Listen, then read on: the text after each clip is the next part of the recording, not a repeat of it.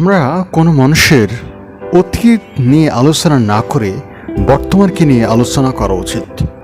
মনে করুন একজন মানুষ, তিনি বর্তমানে তার স্বভাব, চরিত্র, আচার আচরণ, দান খয়রাত সব কিছুই তিনি করেন এবং তিনি পূর্বেকার নানারকম যে খারাপ কাজ সেগুলো থেকে তিনি বিরত থাকছেন এবং বর্তমানে তিনি ভালো হওয়ার জন্য ব্রত হয়েছেন।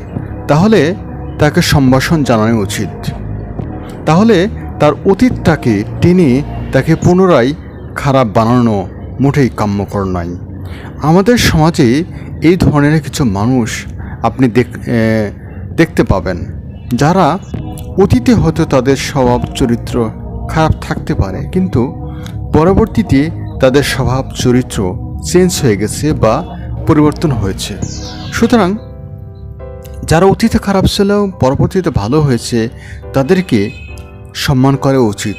তাদেরকে অতীতের ইতিহাস টেনে তাদেরকে হেয় সম্পন্ন করা বা হেয় প্রতিপন্ন করা কোনো ক্রমেই উচিত নয়।